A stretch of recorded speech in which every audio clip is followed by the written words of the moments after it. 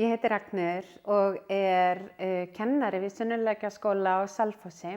Ég vinn sem sagt náttúrulega bara með börnum allan daginn. Þetta stór vinnustaður, það 150 starfsmenn, þannig að ég í miklu áreiti allan daginn.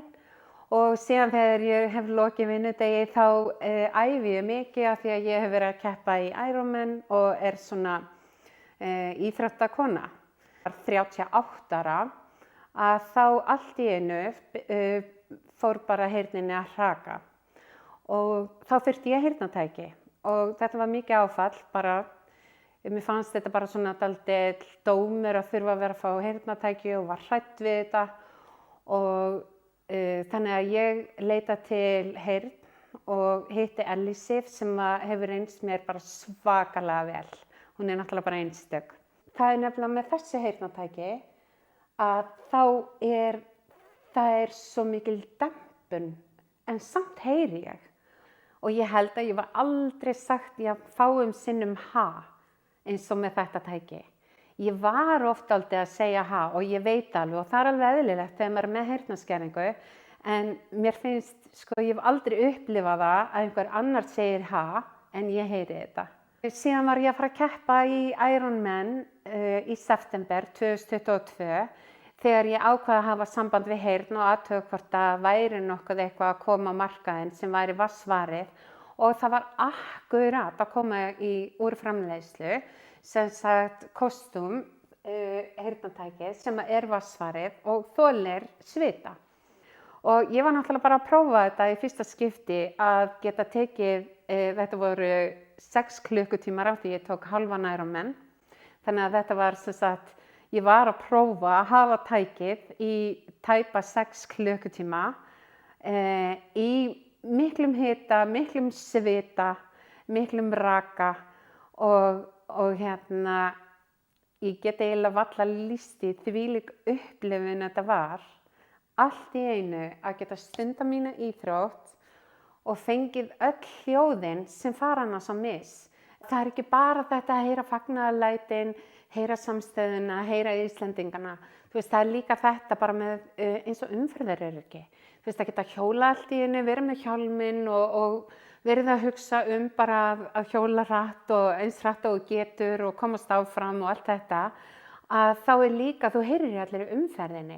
Þannig að þú veist líka þegar aðrir hjólarar að taka fram úr þér. Ég hef aldrei heyrt í mismunandi tegundum að hlaupa og það tók einhverju fram úr mér og ég var bara, já, heyrðu, þetta Nike 9, já það passar. Eitthvað sem ég hef bara aldrei pælt í áður. Það sem að ég elska líka við þetta, þó þetta sé smáatriði, skiptir þetta samt eitthvað ótrúlega miklu máli. Maður tekur á bóksinu, setur inn í eyrað, kviknar á því á leiðinni.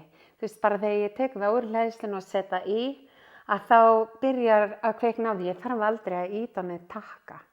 Mér finnst líka geggjað að þetta fer inn í hlustina af því að ég nota gleraugu og þá ég til dæmis, það ótrúlega þægilegt að minnka álagið aftan á og þannig að gleraugun bara haldast vel fyrir aftan og meðan heyrnartæki bara inn í eyranu og síðan líka annað því ég með sítt hár að þá kemur engin skruðningar af hárinu inn í tækið sem bara ótrúlega gott. Ungt fólk allavega bara, það allir með AirPods. Það eðlilegt að sjá fólk með eitthvað í eyrunum.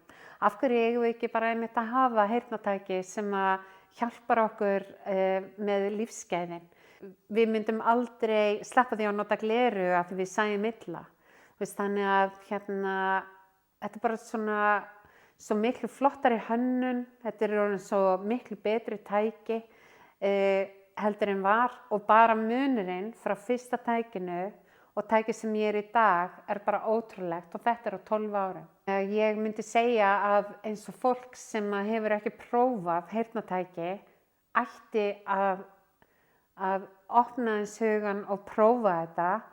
Þú tapar aldrei á því, þú alltaf að fara að græða.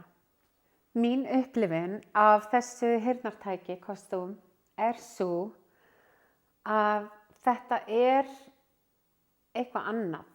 þetta aftur mitt líf eins og það var fyrir 12 árum. Gæðin eru það mikil að eftir að ég byrjaði að nota þau, þá finnst mér ég ekki vera að nota heyrnartæki. Það málið. Mér finnst ég bara vera heyra eins og ég heyrði fyrir 12 árum.